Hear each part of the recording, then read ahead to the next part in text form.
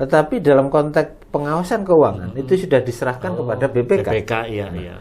Yang mengawasi tentang audit keuangan. Tetapi siapa yang mengawasi pelayanan tentang penggunaan uang, manfaatnya, yaitu pelayanan publik tadi.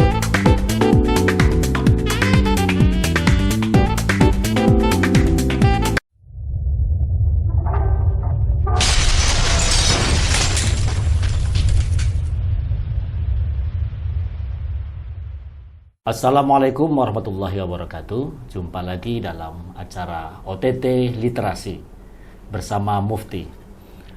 Kali ini kita kedatangan tamu yang luar biasa, yaitu dari Ombudsman Republik Indonesia, Bapak Muhammad Najih, PhD. Selamat jumpa Pak Najih. Selamat jumpa. Sehat Mas Mufti ya? Alhamdulillah sehat. Bisa sampai Jogja. Kira-kira ada hajat apa gitu? Hajatnya ini bukan dalam rangka ombudsman sebenarnya. Jadi dalam rangka tugas keorganisasian. Jadi pertama tentu takziah, kita baru saja kehilangan tokoh bangsa dan tokoh Muhammadiyah, yaitu Buya Syafi'i Ma'arif. Semoga Allah yarham, wafat dalam keadaan husnul khotimah. Yang kedua, kebetulan ada asosiasi program studi ilmu hukum perguruan tinggi Muhammadiyah yang dulu pernah saya pimpin dan sekarang sudah berganti pengurus dan meminta saya untuk bisa hadir dalam rangka pelantikan dan dalam rangka rapat kerja penyusunan program. Oke.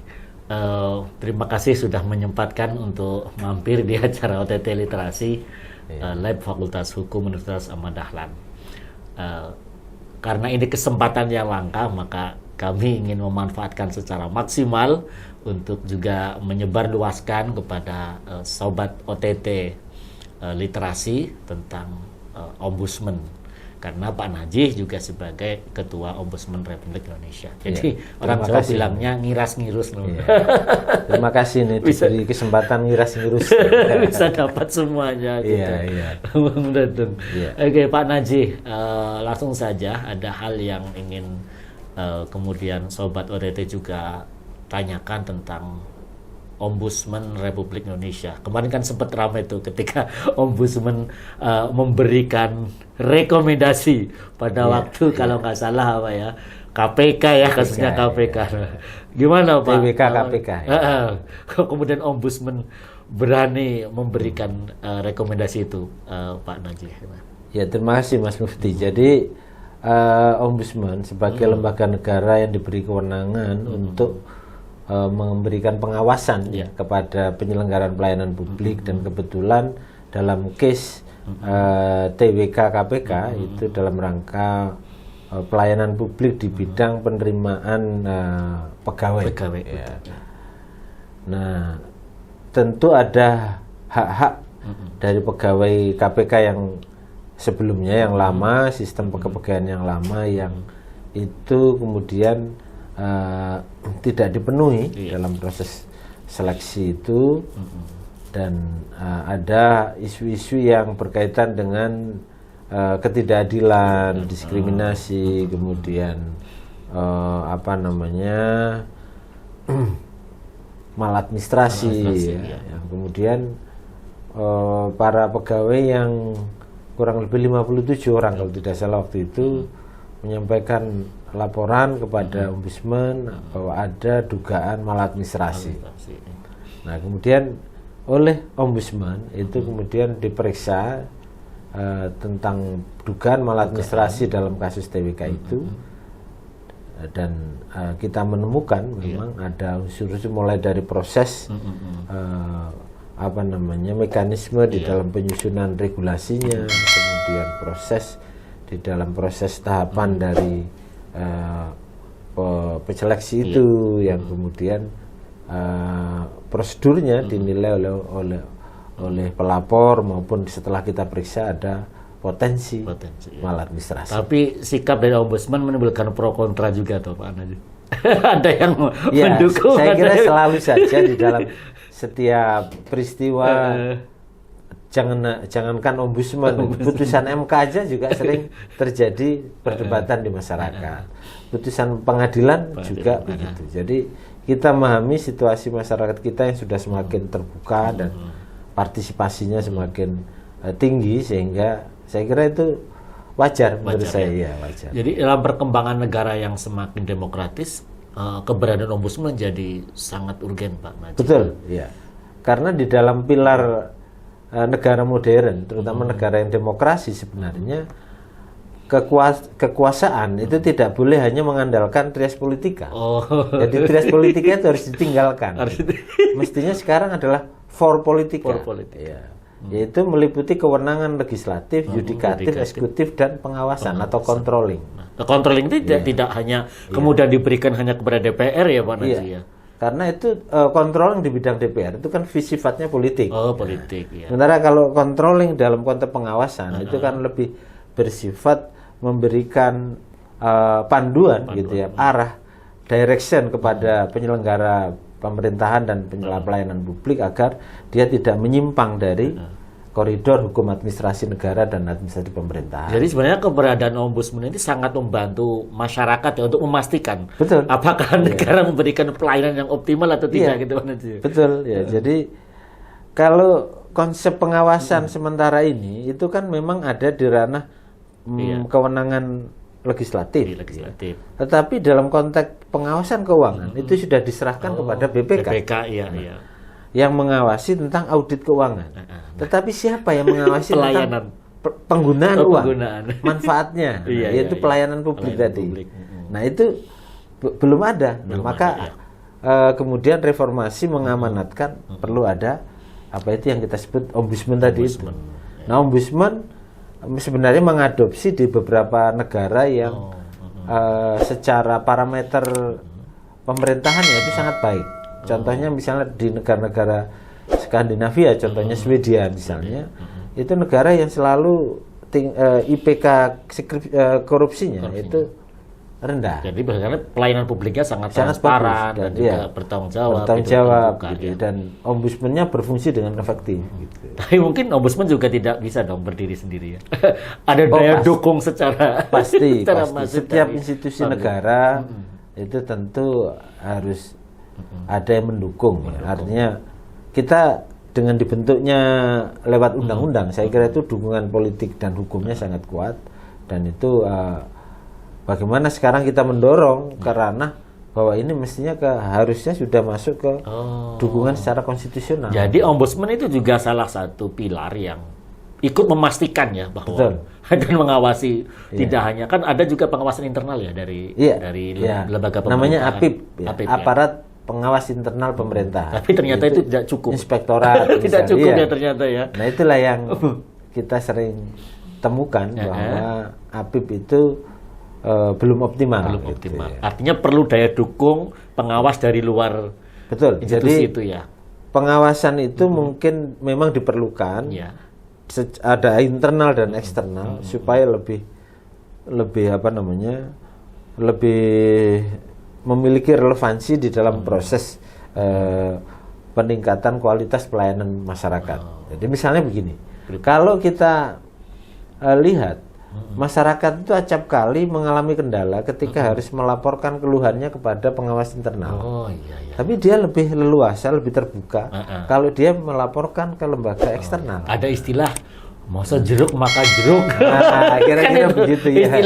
Ternyata jeruk makan jeruk. Itu. Masa saya melaporkan yang internal sendiri juga dia ada atasannya lagi takut gitu ya. Ada kajian yang menunjukkan bahwa pengawas internal itu ada kecenderungan istilah itu korp ya, rasa korsa mungkin. Ya, korsanya lebih tinggi.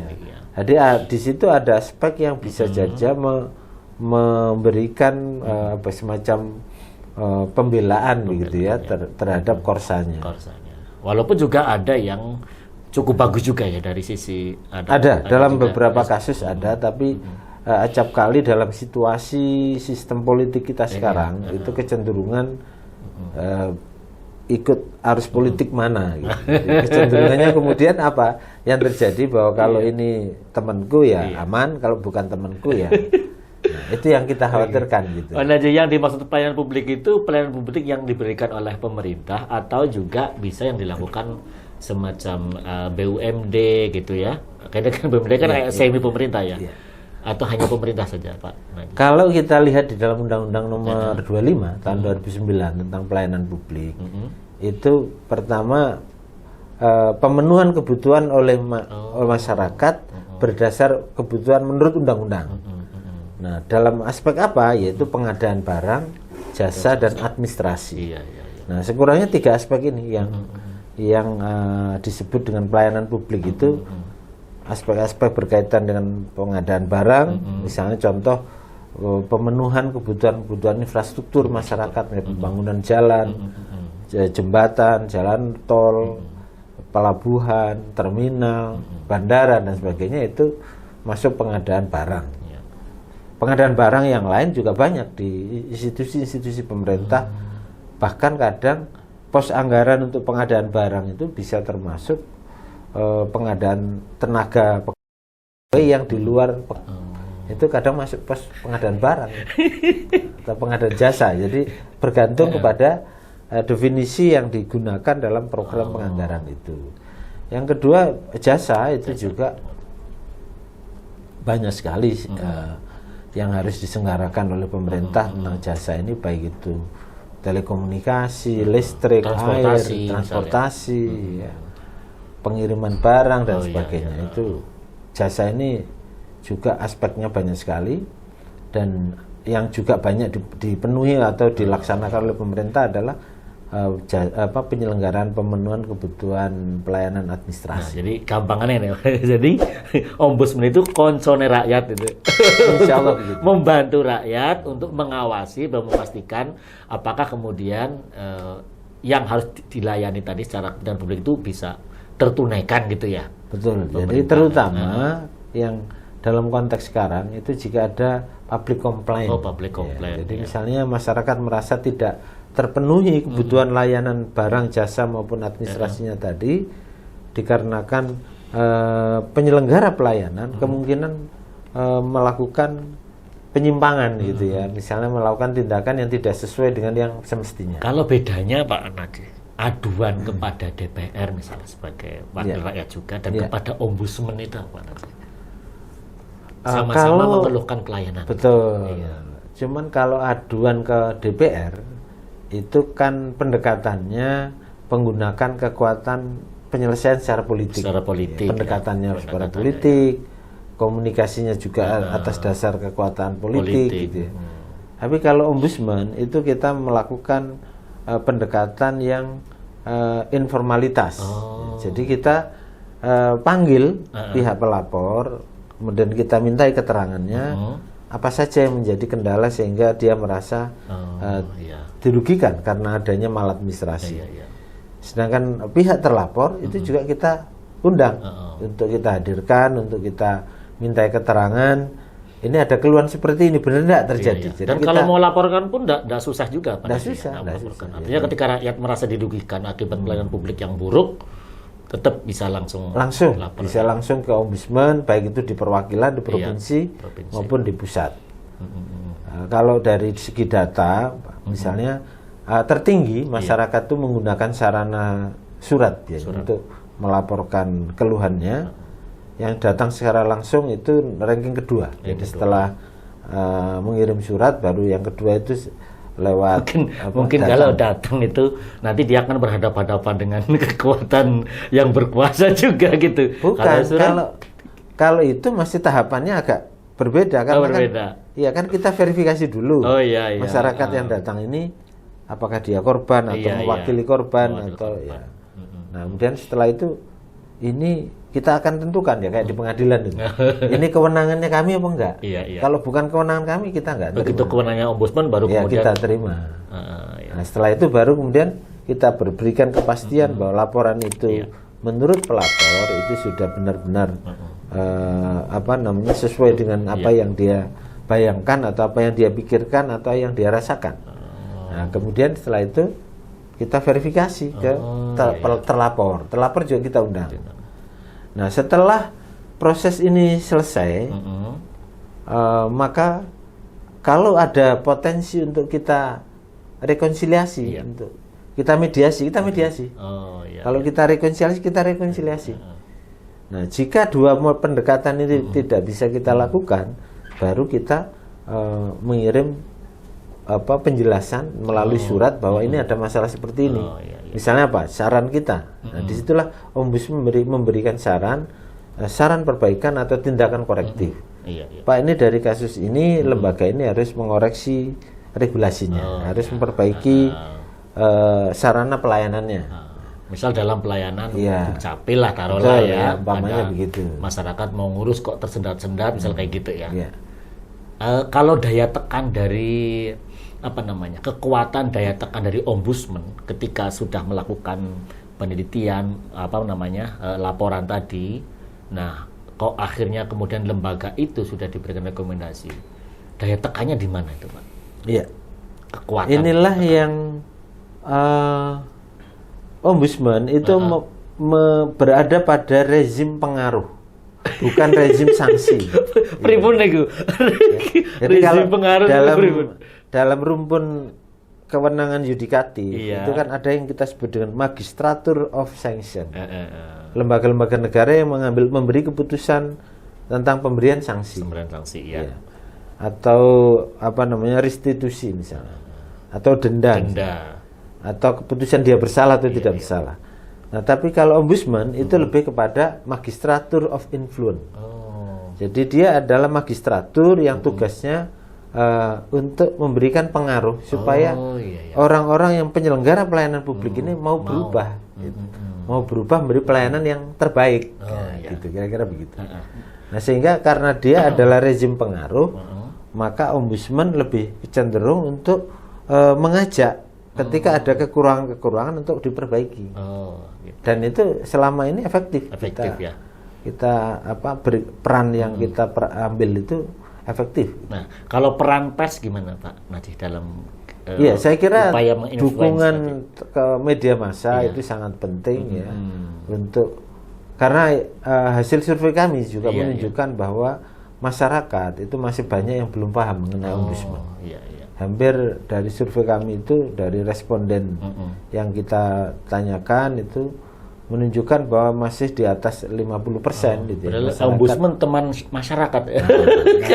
Karena itu problemnya karena kita juga ada keterbatasan.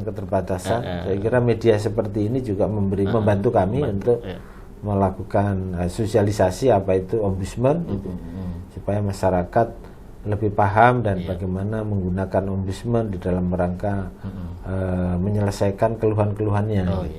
Kalau BUMN termasuk objek enggak, Pak Najih? Pelayanan termasuk. Jadi kalau di Undang-Undang Nomor 37 tahun 2008 pasal 1 itu disebutkan bahwa Ombudsman adalah lembaga negara yang diberi kewenangan untuk melakukan pengawasan terhadap penyelenggara negara, pemerintahan, badan usaha milik negara, badan usaha milik daerah, dan swasta yang menggunakan anggaran negara. Swasta bisa kena, tapi syaratnya harus menggunakan anggaran negara tertentu untuk memberikan pelayanan publik tertentu. Gitu. Definisinya begitu kira-kira dalam pasal 1 ketentuan umum ya undang-undang. Berarti kayak pelayanan jalan tol kok jelek itu bisa ya, Pak? Iya. PDAM. Betul. Airnya mau macet tapi tagihannya munggah-munggah terus gitu ya, bisa ya? Bisa. Jadi sebenarnya keberadaan Ombudsman ini bagi masyarakat adalah sebagai saluran tadinya. Saluran untuk ketidakpuasan ketika ada pelayanan publik yang public complaint. Public complaint ya. Pak Najih, kalau di luar negeri Pak Najih yang Pak Najih mungkin ketahui punya daya tekan yang luar biasa Pak Najih ya. Iya. Akibat dari rekomendasi dari. Betul. Jadi sebenarnya Ombudsman di negara kita itu secara yuridis itu juga memiliki kekuatan, tetapi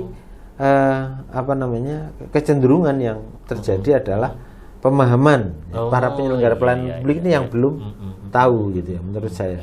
Jadi misalnya begini, di dalam undang-undang Ombudsman itu jadi gini. Apabila ada lembaga negara, lembaga pemerintahan yang tidak mematuhi rekomendasi ombudsman, ya, maka penyelenggara itu disebut tidak melaksanakan undang-undang. Karena rekomendasi ombudsman itu kan apa yang diperintahkan undang-undang oleh undang-undang untuk dikeluarkan oleh ombudsman. Nah, jika sampai ombudsman itu mengeluarkan rekomendasi dan tidak dilaksanakan, maka itu kan sama dengan tidak melaksanakan undang-undang. Nah, apa implikasi hukum jika lembaga negara tidak melaksanakan perintah undang-undang? Berarti seharusnya sebenarnya nih, DPR itu harus terima kasih banyak nih. Jadi fungsi pengawasan dia kan terbantu nih. Pengawasan dia secara politik, ini ombudsman secara administratif, secara administrasi pemerintahan. Sering nggak Pak, kalau DPR itu kalau misal dia mau menguji ataupun mau menilai kebijakan dan sebagainya, kemudian kok mengundang ombudsman untuk menemani atau ombudsman juga ikut serta DPR biasanya kalau melakukan itu loh, kalau pergi ke daerah itu apa namanya? Aku lupa. Bukan, ya belusuan lah istilah. Bukan belusuan, apa itu? Inspirasi? Bukan, turba ya. Apa itu kalau masa reses terus anggota dewan ke daerah, itu biasanya ngajak ombudsman. Dan di situ ombudsman memberikan penjelasan tentang keluhan-keluhan publik di daerah itu apa. Gitu. Terus kemudian DPR bisa juga menunjukkan pada proses politik ya kalau kemudian mereka akan membawa itu ke sidang lanjutan jika ada yang.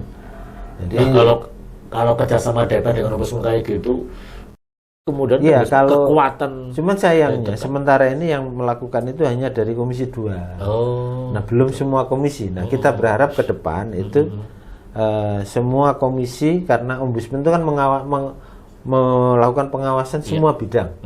Jadi pada potensi isu-isu bidang lingkungan, pertambangan itu komisi berapa? Isu-isu bidang penegakan hukum itu kan komisi berapa? Tidak semua di Komisi 2. Meskipun kami secara mitra, sebagai mitra parlemen itu dengan Komisi 2. Nah, kalau yang Pak, rekomendasi ombudsman yang termasuk secara publik itu terjadi goncangan itu apa Pak? Yang artinya rekomendasi ombudsman kemudian berimplikasi secara langsung gitu, pengaruhnya kemudian penyelenggara tadi kemudian memperbaiki langsung gitu. Iya.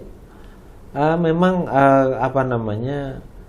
tindakan ataupun keputusan semacam keputusan ombudsman itu tidak bersifat dipublis ya, seperti putusan pengadilan karena ini bersifat eksekutorial dan langsung kepada pihak yang terlapor gitu.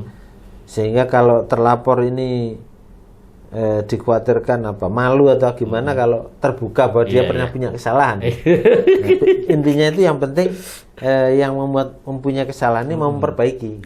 Gitu ya. Kalau sudah diperbaiki ya kita anggap itu selesai gitu. Kalau ombudsman daerah Pak Najih yang apakah semua daerah itu punya ombudsman daerah? Kalau di daerah itu sementara yang sudah ada itu ombudsmannya itu di provinsi perwakilan seluruh provinsi seluruh provinsi di Indonesia ini kita punya 34 perwakilan. Tapi kalau ada satu daerah yaitu di daerah istimewa Yogyakarta ini punya perda tentang ombudsman terutama yang khusus untuk mengawasi swasta ya. Tapi saya tidak tahu sekarang ini masih berjalan apa enggak itu. Tapi pernah ada dulu. Iya. Karena saya juga dulu pernah nemani itu yang ombudsman swasta itu tadi. Nah, Pak Najih, yang ada enggak keinginan didorong nih? Ternyata di tingkat kabupaten juga sama nih, pelayanan publik juga sering diabaikan. Kira-kira mau enggak? Iya, ini karena kemampuan jangkauan pengawasan kami itu masih terbatas di tingkat provinsi memang. Kita harapkan, kita ingin nanti di tingkat kabupaten pun ada gitu. Ada ya, perwakilan ombudsman di tingkat kabupaten atau kota gitu ya. Tapi ini juga memerlukan dukungan dari pihak pemerintah terutama di aspek Menpan RB maupun Kementerian Keuangan gitu ya. Karena itu kemudian bicara anggaran gitu. Anggaran, ya. Kalau ada kantor-kantor di daerah itu kan anggarannya bertambah, dan sementara kita ini masih punya keterbatasan ya untuk ke aspek pengembangan perwakilan. Oh ya Pak Najih, sebenarnya ombudsman itu hanya yang komisioner aja atau ada juga sebenarnya kalau di luar negeri ya itu? Tadi kalau di luar negeri itu ombudsman itu tidak banyak, ada yang hanya 2, ada yang hanya 1 ya. Nah, terus gimana kerjanya? Ya, saya belum begitu belum begitu mendalami ya. Ada beberapa negara yang menggunakan beberapa komisioner, ada yang 3, ada yang 5, tapi yang 9 itu baru Indonesia. Mungkin karena wilayahnya luas. Yang wilayah luas. Kalau masalah cukup yang dipantau banyak. Kalau cuma 2 ya. Nah itu sebenarnya semua pimpinan lembaga ini namanya ombudsman. Oh, gitu. Semua. Ya. Semua. Nah, tapi di undang-undang kita itu kemudian disebut anggota. Gitu. Oh. Nah, itu misalnya ada ketua, wakil ketua, ada anggota. Padahal semuanya adalah semua adalah ombudsman sebenarnya. Karena ombudsman sendiri itu kan artinya wali atau wakil. Ya. Oke, Pak Najih, untuk sedikit rehat kita minum dulu. Iya. Ini juga gelasnya OTT. Oh. Tinggi. Jadi minum OTT gitu. Oh iya, minum. Jadi kalau yang lain OTT ditakuti, sekarang minum OTT.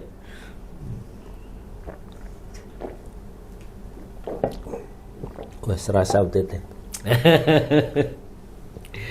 Oke. Lanjut Pak Najih, ini kayaknya masih, kalau BUMN nih Pak Najih, saya masih penasaran nih BUMN ini. Misal lah ada, taruhlah yang BUMN itu misal Pertamina ya. Misal juga kemudian kereta api transportasi itu atau ada beberapa laporan masyarakat tentang BUMN, contohnya Garuda Penerbangan ya, yang beberapa waktu yang lalu persoalan konsumen juga gitu. Karena tidak terlayani dengan baik. Juga ada kasus Pertamina itu kebakaran Balongan. Oh iya, yang mana yang Cilacap? Jadi ya, itu kan kalau kita lihat secara langsung seolah-olah kan tidak ada aspek pelayanan publiknya. Iya. Padahal nah, dengan meledaknya kilang itu kan pelayanan masyarakat tentang minyak ini menjadi tersendat. Nah, ini sedang antara apa yang ditemukan keluhan masyarakat ya, di kawasan kilang itu dengan terjadinya kebakaran itu sedang kita apakah terjadi kesalahan mengelola ketika terjadi kebakaran itu. Itu isu yang sudah kita dalami. Nah, yang kedua adalah konsep berkaitan dengan implementasi dampak dari adanya kebakaran itu. Bagaimana ganti rugi kepada warga sekitar. Itu ada 3.000 kakak yang mengeluh terdampak ya. Dan ternyata Pertamina juga di dalam perlakuannya ada pembedaan ketidakadilan di situ yang kemudian dengan masuknya ombudsman di sana masalah-masalah yang menjadi keluhan itu bisa diselesaikan. Kan pelayanan publik itu yang sering dikeluhkan misalnya tentang pengurusan tanah deh, PPN. Betul. Gitu. Betul. Yang paling tinggi keluhan masyarakat sebenarnya yang paling tinggi keluhan masyarakat itu adalah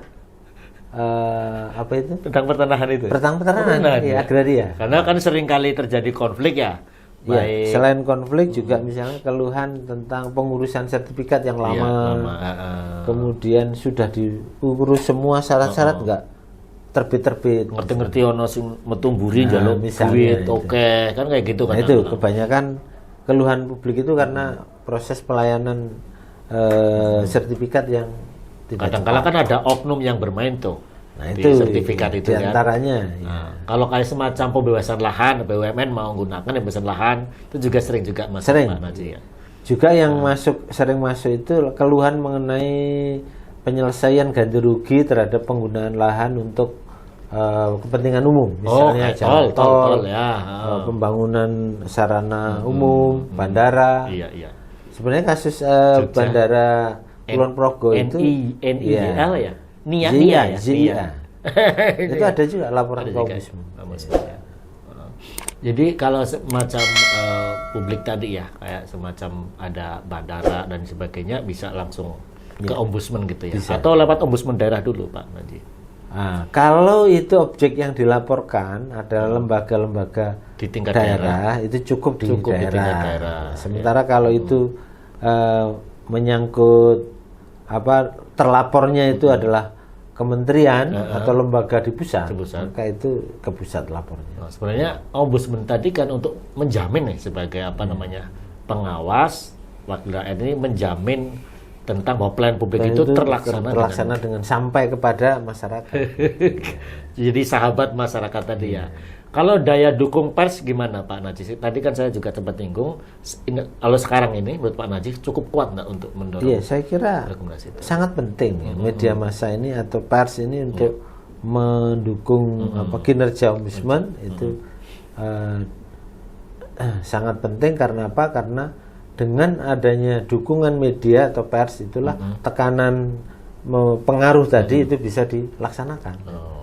Karena kalau tidak ada tekanan yang masif lewat media atau pers, itu kadangkala tingkat atensi yaitu menjadi tidak kuat gitu. Jadi memang karena pers itu kan memiliki kekuatan sendiri ya. Ya. Ini ombudsman ini cukup menarik karena menjadi sahabat masyarakat, Betul, rakyat memastikan itu. Nah, kalau boleh nih kiranya nanti ada nih dari UAD yang kalau mau penelitian ya ke ombudsman ataupun ingin punya pengalaman lapangan, boleh Pak Najih ya? Silakan. Jadi saya enggak tahu ya, kemarin tuh waktu ada sedang proses rekrutmen asisten ya. Oh gitu. Saya enggak tahu apakah ada alumni UAD yang mendaftar, saya juga kurang tahu, tapi kan kebanyakan juga yang kita butuhkan sarjana hukum. Kalau asisten itu asistennya komisioner gitu. Iya, jadi yang membantu tugas-tugas anggota itu namanya asisten. Secara teknis ya di lapangan. Iya, asisten itulah yang memeriksa, yang memanggil, yang minta keterangan, itu namanya asisten ombudsman. Anggota Pak Najih nonton pinten di Ombudsman RI? Kalau asisten itu jumlahnya sekarang sekitar 900-an. Kalau yang anggota? Anggotanya 9. 9 ya. Dan Pak Najih bilang tadi cukup banyak dengan negara-negara lain. 9 itu paling banyak. Jadi dulu ketika kita tanya kepada perancang undang-undang, mengapa kok 9? Atau waktu itu ada pendiri atau ketua pertama, namanya Pak Antonius Sunyata. Dulu di Jaksa dia, kita tanya, Pak, mengapa kok 9? Ya itu nggak tahu, mungkin Gus Dur dulu pikirannya seperti Wali Songo. Wali Songo. Atau mungkin kayak nyamain MK. MK 9 Wali Songo itu, betul. Jadi nyamain pertama dasarnya adalah ganjil, supaya dalam mengambil keputusan itu. Ya, kalau ganjil kenapa tidak 5 atau 7 gitu kan? Kenapa kok 9? Itu ya kita juga nggak tahu jawabannya itu. Jadi, ayo mengelola 9 orang juga tidak mudah. Oke, Pak Najih, perbincangan kita cukup banyak dan juga ada hal-hal yang baru. Ternyata memang ombudsman harus kita posisikan sebagai sahabat rakyat ya. Betul, gitu. betul ya. Memastikan bahwa pelayanan publik bisa berjalan dengan baik. Berarti siap ya menampung segala macam keluhan gitu ya. Siap, tentu ombudsman siap, baik itu di pusat maupun daerah. Setiap keluhan masyarakat itu akan kita perhatikan, sepanjang itu kemudian dari segi peraturan memang itu menjadi kewenangan ombudsman. Jadi kewenangan ombudsman itu misalnya substansi yang dilaporkan tidak sedang diperiksa pengadilan, misalnya. Terus bukan yang dilaporkan bukan pihak swasta. Nah itu kemudian banyak norma-norma yang diatur mana kewenangan ombudsman dan mana tidak. Di situ memang ada kompetensi relatifnya, ada kompetensi absolutnya. Ya. Oke. Terima kasih Pak Najih, dan ini sama-sama. Juga acara Data Literasi banyak juga yang mensponsori kita, membantu kita. Ada Total Media Kreasi, ini penerbitan buku, ada juga Helmi Rental Car, ini usaha di bidang sewa mobil, sewa rental, dan juga ada My Studio Corps, ini spesialis kalau nanti Pak Najib butuh buat studio, insya Allah bisa. Ada juga Celsius Indonesia, desain interior yang luar biasa, dan ada Pesta Cinta nih bagi yang mau nikah ya, Pesta Cinta, ada undangan online, dan yang terakhir ada Farah Jewelry. Kita siapa nih? Cincin kawinnya. Lengkap jadi ini ya. Ada CEO-nya, ada CEO-nya. Iya, terima kasih banyak Pak Muhammad Najih, PhD, selaku Ketua Ombudsman Republik Indonesia yang hadir dan menemani kita di acara ODT Literasi. Sobat, terima kasih. Sobat ODT Literasi, kita jumpa dalam kesempatan yang lain. Wassalamualaikum warahmatullahi wabarakatuh. Waalaikumsalam warahmatullahi wabarakatuh.